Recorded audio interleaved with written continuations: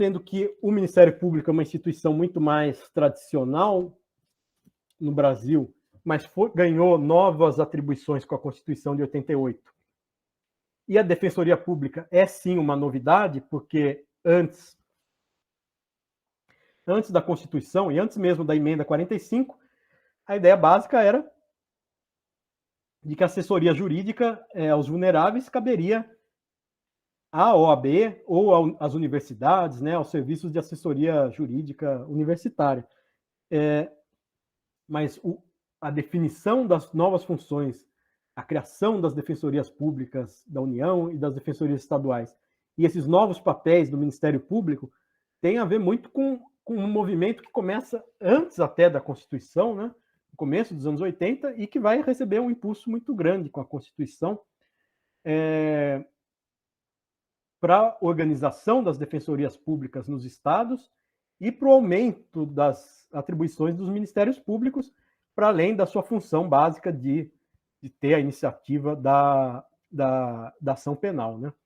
Então, só para a gente lembrar que essa divisão dos ministérios públicos estaduais e do Ministério Público da União, mais uma vez, evidentemente, é uma divisão paralela àquela divisão da própria Justiça, né? A Justiça Federal,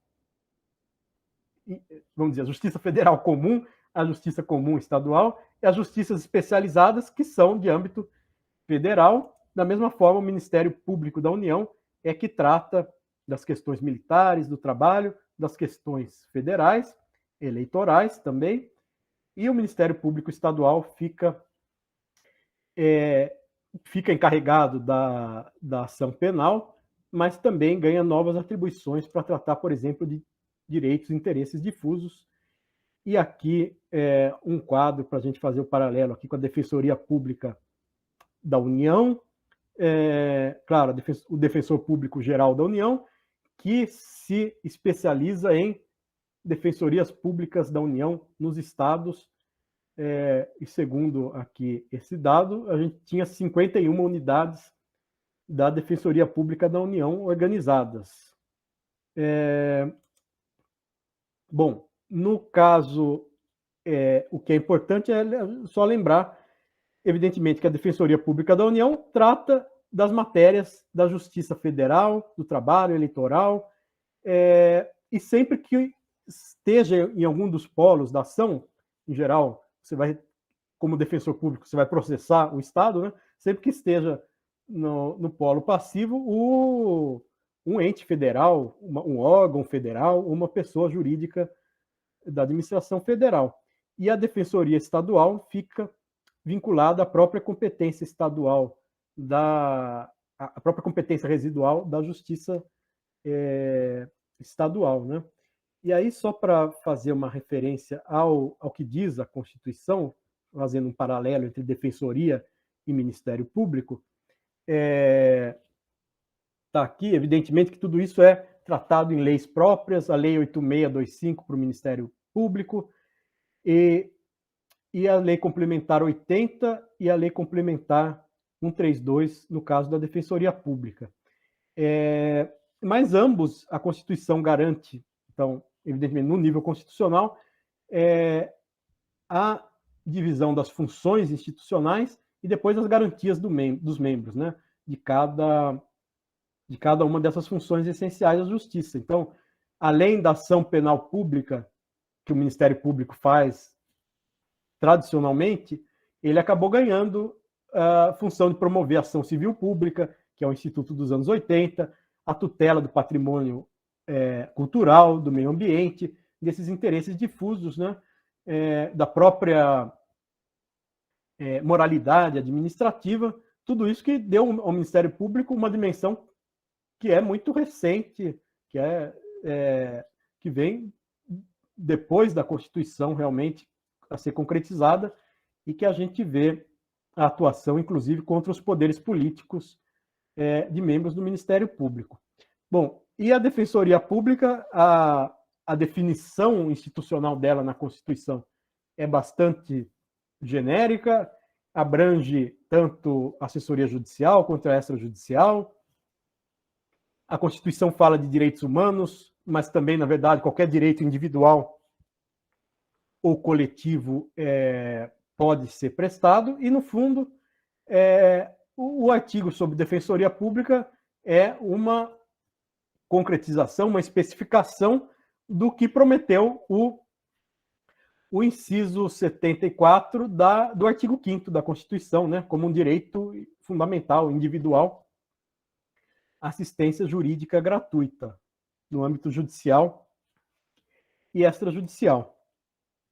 Agora, acabou tendo um paralelo muito grande entre aquilo que não estava definido para a Defensoria Pública e aquilo que a Constituição veio a definir, ou no seu texto original, ou por emenda, por exemplo, os princípios institucionais da unidade, da indivisibilidade, da independência funcional, no sentido de garantir a impessoalidade do próprio serviço público, que é a defensoria, né? Cada defensor atua em nome da defensoria, e, ao mesmo tempo, a continuidade desse serviço, garantida aí pelo princípio da indivisibilidade, e, ao mesmo tempo, reconhecer que o defensor, assim como o promotor e o procurador, são profissionais que têm uma independência funcional, têm uma livre convicção. Então, evidentemente, você precisa combinar a hierarquia dentro da instituição com a liberdade de atuação, a escolha da melhor estratégia de defesa ou de ação ou de acusação. E isso são, mais uma vez, digamos, quase que direitos fundamentais do defensor, que a Constituição não fala nada com relação, fala pouco com relação ao advogado, fala mais com relação ao Ministério Público e à Defensoria, mas é a lei complementar que disciplina isso. Vocês devem conhecer, é claro, mas coloquei aqui só para registrar o link aí da Defensoria do Amazonas, que tem as leis estaduais, lembrando que isso se vincula com o tema que a gente acabou de discutir das competências, né? Da competência suplementar dos estados. O que mais? Bom, a Constituição entra em bastantes detalhes aí, diz que a lei é tudo, ela na verdade remete muitas coisas para a lei complementar, para a organização da Defensoria Pública da União no Distrito Federal e nos territórios. A gente não tem territórios, então isso vale para o Distrito Federal. E a divisão de competências é algo que eu já comentei, né? Que vocês bem sabem. Queria destacar, claro, a competência da Defensoria Estadual remanescente, questões de direito civil, questões que envolvam fornecimento de medicamentos, concursos públicos, quando você estiver acionando o Estado, né, ou o município, e vão ser questões da Defensoria Pública da União, quando você tiver que acionar a União ou uma entidade da administração federal.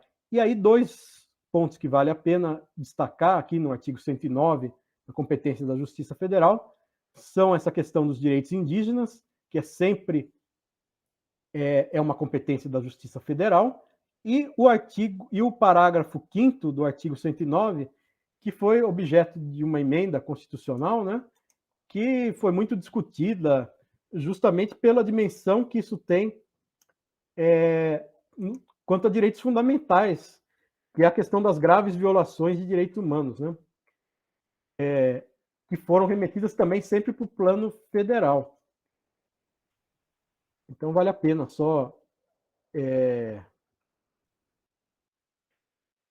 fazer essa referência aqui a esse parágrafo 5º do artigo 109, que foi posto também pela emenda 45 de 2004, que fala: nas hipóteses de grave violação de direitos humanos, o Procurador-Geral da República, com a finalidade de assegurar o cumprimento de obrigações decorrentes de tratados internacionais de direitos humanos, pode deslocar a competência, pode entrar perante o STJ em qualquer fase do inquérito ou processo com um incidente para deslocar a competência para a Justiça Federal, né? A chamada federalização das graves violações de direitos humanos, que podem envolver alguma forma de atuação da Defensoria, Tratando agora da deontologia aplicada especificamente ao trabalho do procurador, do promotor, daquele que atua no Ministério Público, o membro do Ministério Público. Quais são seus deveres, quais são as vedações do seu cargo.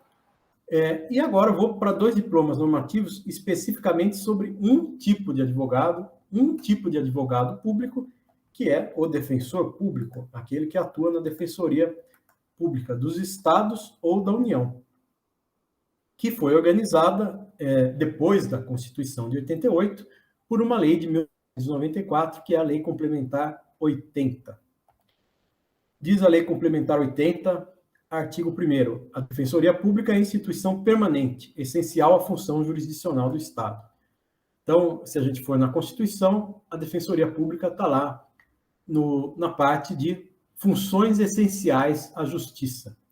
Ela não é um órgão do Poder Judiciário, ela não pratica a jurisdição, ela é uma função essencial à justiça, assim como é a advocacia em geral. A Defensoria Pública, então, é instituição permanente, essencial à função de justiça. E qual a sua vocação? O que ela deve defender? O regime democrático, deve promover a orientação jurídica, a promoção dos direitos humanos e a defesa em todos os graus, defesa tanto judicial quanto extrajudicial, de direitos individuais e coletivos. E aqui um ponto muito importante, essa defesa, no caso da Defensoria Pública, é exercida de forma integral e gratuita aos necessitados. Aqui o artigo 2º, organização da Defensoria Pública da União, do Distrito Federal e dos Estados, princípios institucionais da Defensoria Pública, a unidade, a indivisibilidade e a independência funcional. Artigo 3º-A, incluído em 2009. Quais são os objetivos da Defensoria Pública? A primazia da dignidade da pessoa humana, a redução das desigualdades sociais, a afirmação do Estado democrático de direito, prevalência dos direitos humanos, garantias processuais da ampla defesa e do contraditório. Funções institucionais, artigo 4º, prestar orientação jurídica e defender o direito dos necessitados em todos os graus de jurisdição, promovendo prioritariamente a solução extrajudicial dos litígios. Bom, promover a conscientização dos direitos humanos, prestar atendimento interdisciplinar relacionado a essas causas, etc., etc. Promover a ação civil pública, ao lado do Ministério Público, então a Defensoria também tem a competência para promover ação civil pública, defesa de interesses individuais e transindividuais, quer dizer, difusos e coletivos e individuais homogêneos, como previstos no Código de Defesa do Consumidor, né, que diz o que são interesses difusos, o que são coletivos e o que são interesses individuais homogêneos. Esses interesses transindividuais.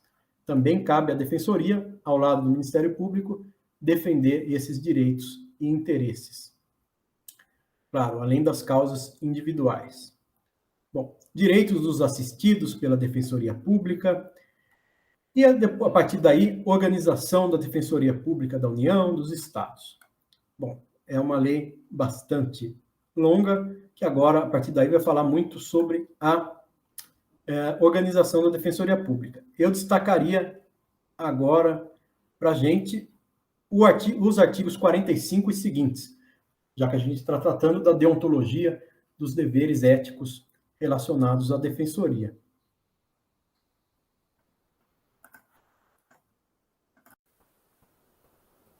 Então, destacando aqui, na Lei Complementar 80, de organização da Defensoria Pública, o tema que nos interessa mais de perto, da deontologia, os deveres dos membros da Defensoria Pública, descritos aí, prescritos no artigo 45. Deveres dos membros da Defensoria Pública da União. Claro, isso se aplica, por analogia, aos membros das Defensorias Públicas dos Estados. Por exemplo, residir na localidade onde exercem suas funções, desempenhar com zelo e presteza os serviços a seu cargo, representar ao Defensor Público geral sobre as irregularidades das quais tiver ciência, prestar informações, declarar-se suspeito ou impedido nos termos da lei, interpor os recursos cabíveis nos casos que estejam ao seu cargo. E, ao lado dos deveres, as proibições.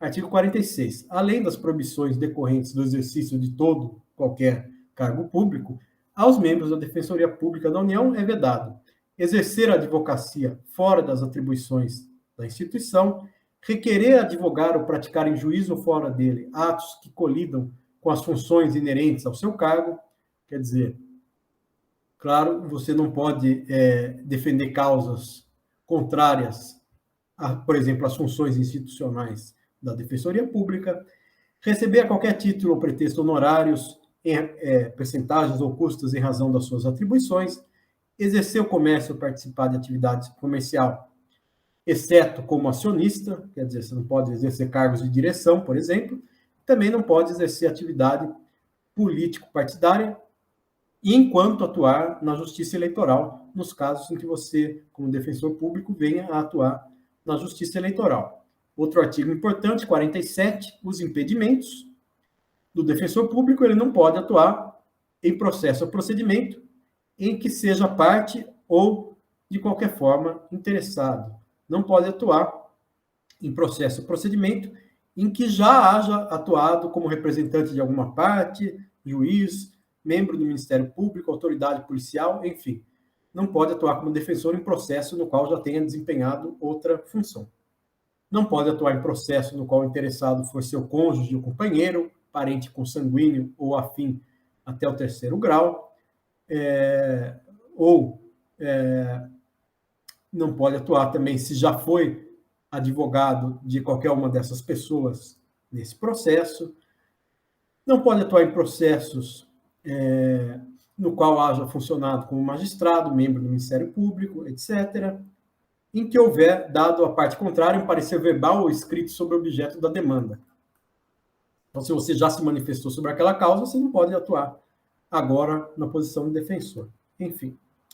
Artigo 49. Responsabilidade funcional dos defensores, ou seja, a que tipo de sanções disciplinares, procedimentos disciplinares eles estão sujeitos, correção ordinária, extraordinária.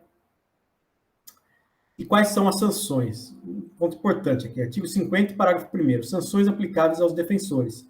Advertência, suspensão, remoção compulsória, demissão ou até mesmo cassação da aposentadoria. Os parágrafos do artigo 50 vão disciplinar as hipóteses de cabimento da advertência, da suspensão, da remoção, da demissão e da cassação de aposentadoria. Muito bem. Então, eu destacaria esses artigos aqui da Lei Complementar 80.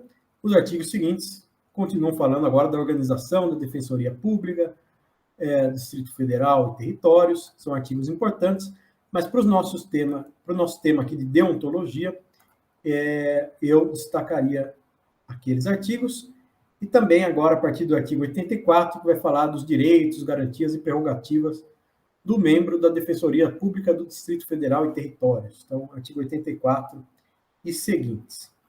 Bom, um último diploma normativo aqui da deontologia do advogado, que eu quero destacar ainda nesta aula, é o Código de Ética dos Membros da Defensoria Pública. Aqui está. Código de Ética dos Membros da Defensoria Pública. Não é uma lei, é uma resolução do Conselho Superior da Defensoria Pública. Claro, que vale internamente aos seus membros. Resolução adotada em 2014. Então, esse Código de Ética, todos devem ler, é importante, são 2 páginas, bastante sintético. Por exemplo, artigo 4º, princípios gerais do defensor público, atuar com moralidade, notadamente ao que se refere aos deveres gerais de probidade, lealdade à defensoria, decoro, urbanidade, impessoalidade, eficiência e publicidade. Não deixa de ser aqui uma projeção no âmbito da Defensoria Pública dos deveres e princípios gerais de toda a administração pública, de todo o Estado.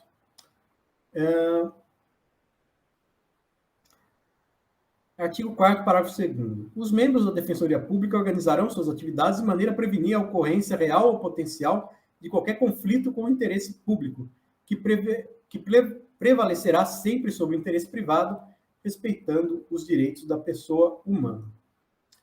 Independência funcional constitui garantia ao exercício e desempenho das funções de defensor público, artigo 5º. Então, artigo 5º, 6º, 7º, disciplina o que é a independência funcional. E agora outro ponto central para nós que estamos estudando deontologia, artigo 8º, deveres fundamentais do membro da defensoria. Respeitar e cumprir a Constituição, as leis e as normas internas da defensoria. Promover o acesso à justiça por parte dos hipossuficientes e dos vulneráveis.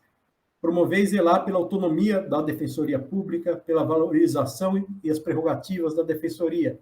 Exercer o cargo com dignidade e respeito. Tratar os colegas com urbanidade, cumprir e fazer cumprir as decisões da defensoria. Artigo 9º. Deveres funcionais, administrativos e legais. Constituem deveres dos membros da defensoria pública, e o ponto central para o nosso estudo, o que está nesses incisos. Zelar pela defesa dos cidadãos vulneráveis, denunciar qualquer fatos que venha a conhecer que possam protelar o andamento dos seus feitos, ou limitar a independência, dignidade, dedicação e prerrogativa, cumprir com zelo e probidade suas funções, comparecer às audiências, recusar presentes, doações, qualquer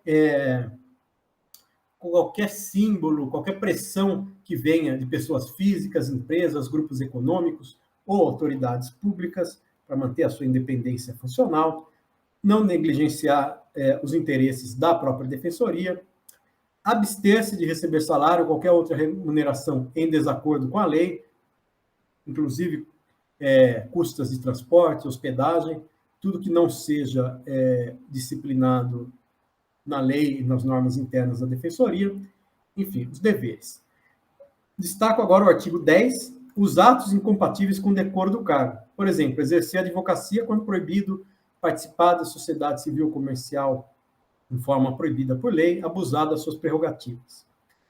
Artigo 11, atos atentatórios ao decoro do cargo. Por exemplo, perturbar a ordem de reuniões dos colegiados da defensoria, manifestar-se publicamente para emitir juízo pejorativo acerca da defensoria, abusar das suas prerrogativas para ingressar em bares, shows, jogos, qualquer forma de abuso de autoridade, de abuso da sua função pública, discriminação no exercício das suas funções, discriminar os beneficiários da defensoria por qualquer motivo ideológico, político, religioso, de gênero, de etnia, de raça, deixar de acatar as decisões dos órgãos superiores. Então, é o Código de Ética da Defensoria, para fechar aqui os diplomas normativos que a gente vai estudar nessa parte. Começando, então, pela base legal que a gente tem para o Ministério Público, é justamente a Lei Orgânica do Ministério Público, realizada após a Constituição de 88, a Lei 8625 de 93. O que diz essa Lei Orgânica do Ministério Público? O Ministério Público é a instituição permanente, essencial à função jurisdicional do Estado, incumbindo-lhe a defesa da ordem jurídica, do regime democrático e dos interesses sociais e individuais indisponíveis. E aí um ponto muito importante para nós já é parágrafo único, princípios institucionais do Ministério Público, unidade, indivisibilidade e independência funcional. Essa lei complementar, na verdade, especifica aquilo que já está na Constituição quanto ao Ministério Público. Por exemplo, o artigo 3º, assegurada a autonomia funcional, administrativa e financeira ao Ministério Público, o que ele pode fazer, elaborar suas folhas de pagamento, propor ao Legislativo a criação ou extinção de cargos.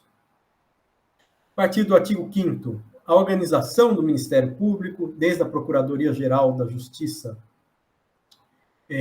as Procuradorias de Justiça de segunda instância, as Promotorias de Justiça relacionadas aí à primeira instância do Ministério Público, os órgãos de execução, os órgãos auxiliares, enfim, é uma lei que detalha a organização do Ministério Público, seus conselho superior, todos os seus órgãos internos, Corregedoria Geral, Procuradorias de Justiça, Promotorias de Justiça, funções dos órgãos de execução.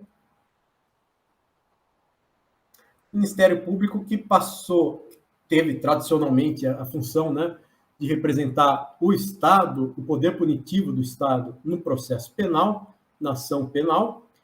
A partir dos anos 80, logo antes e principalmente depois da Constituição de 88, o Ministério Público ganhou novas funções aí, não apenas de atuar no processo penal, tutelando o ius puniendi do Estado, a persecução penal do Estado, mas também o Ministério Público ganhou novas funções a partir dos anos 80 de defender interesses transindividuais, aqueles que estão previstos, conceituados no Código de Defesa do Consumidor, na Lei da Ação Civil Pública, direitos transindividuais, que são direitos coletivos, direitos difusos e direitos individuais homogêneos. Então, nesse ponto, o Ministério Público e depois a Defensoria Pública também ganhou grande destaque. Bom, então a Lei Orgânica do Ministério Público trata lá daquelas atribuições funcionais, das garantias, e um ponto importante como é que funciona, então, o Código de Ética. O que a gente tem hoje, por exemplo, é o Código de Ética do Ministério Público da União. Não se aplica ao código, que não se aplica aos estados, né? Então, vamos dar uma olhada aqui nesse Código de Ética do Ministério Público da União e também da Escola Superior do Ministério Público da União. Foi instituído esse Código de Ética apenas em 2017. É um documento também relativamente curto, e que vai dizer: esse Código de Ética estabelece os princípios e normas aplicáveis aos servidores do MPU, objetivos, tornar claras e explícitas as normas de ética e conduta que regem os servidores e colaboradores. Artigo 3º, princípios e valores fundamentais: lealdade, impessoalidade, moralidade, lisura, transparência e urbanidade. E aí o ponto central para nosso estudo aqui da deontologia: artigo 4º do Código de Ética do Ministério Público da União, são compromissos de conduta ética. Primeiro, atender às demandas com postura ética de modo imparcial, probo e efetivo. Segundo, não utilizar indevidamente as informações obtidas em decorrência do seu trabalho. Terceiro, imparcialidade. Quarto, não discriminar ninguém por motivo de religião, etnia, ideologia política, estado civil, orientação sexual, faixa etária ou condição física especial ou qualquer outra forma de discriminação. Outro dever, declarar-se impedido ou suspeito em situações em que a sua independência ou imparcialidade possam estar prejudicadas. Sexto, contribuir com o clima institucional de trabalho. Sétimo, valorizar e promover um ambiente de trabalho harmonioso. Oitavo, não aceitar ajuda financeira, privilégios, empréstimos, qualquer evento, qualquer objeto, serviço que manifeste alguma forma de pressão que possa comprometer a sua imparcialidade enquanto membro do Ministério Público. Zelar pelo uso correto do patrimônio institucional, desempenhar suas atividades com responsabilidade, utilizar os recursos de tecnologia para essas atividades, zelar pela imagem da instituição Ministério Público, pela eficiência no serviço público, guardar sigilo das informações, cientificar previamente seus superiores sobre situações que envolvam designação e exoneração de cargos, exercer as atribuições administrativas, jurídicas e éticas com rigor técnico e moral. Vedações, artigo 5º. Ser conivente com erro ou infração a esse código, divulgar estudos, pareceres e pesquisas que ainda não possam ser tornados públicos, divulgar informações sigilosas, apresentar como de sua autoria ideias, projetos ou trabalhos alheios, adotar postura hostil, usar os servidores do Ministério Público para tarefas particulares suas, utilizar o patrimônio institucional também para fins particulares, apresentar-se embriagado ao serviço, manifestar-se em nome da instituição, quando não autorizado para tanto. E aí, a partir do artigo 6º, vai dizer dos procedimento disciplinar, né? As comissões permanentes de ética, como funciona esse procedimento disciplinar, com relação aos membros do Ministério Público. E aí nós vemos 2 outros arquivos que eu destaquei lá no nosso material complementar de deontologia, nosso material de apoio, que tem a ver com a proposta de um código de ética para todo o Ministério Público Estadual e Federal.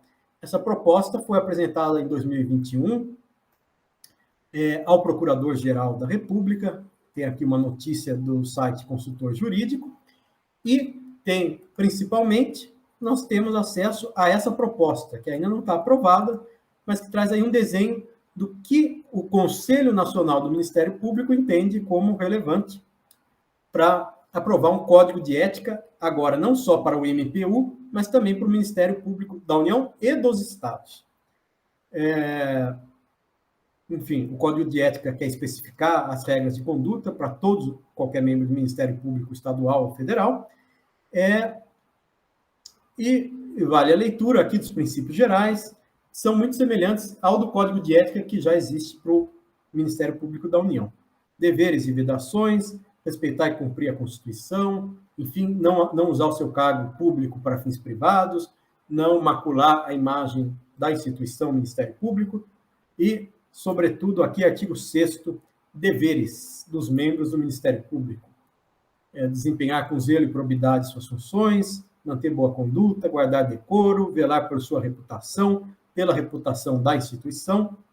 E aqui tem, por exemplo, os brindes que você pode aceitar no exercício do seu cargo. Por exemplo, brindes que não têm um valor comercial ou que são mera cortesia, propaganda em algum evento do qual você participe como membro do Ministério Público, desde que tenha um valor módico. Então, não aceitar qualquer vantagem, qualquer pressão que desvie o exercício do seu cargo do interesse público, né? E aqui o artigo 11 constitui atos incompatíveis com o decoro do cargo. Não deixa de ser uma outra forma de reforçar os deveres relativos ao cargo, assim como o artigo 12, atos atentatórios ao decoro do cargo. E aí a gente vai chegando já às disposições finais disso que é ainda uma proposta de resolução do Código de Ética para os membros do Ministério Público. De qualquer forma, a gente vê que existe uma lista semelhante aí em relação aos deveres gerais dos advogados, que a gente já viu na outra aula, aos deveres dos membros da Defensoria, e aqui agora, no caso, os deveres do membro do Ministério Público.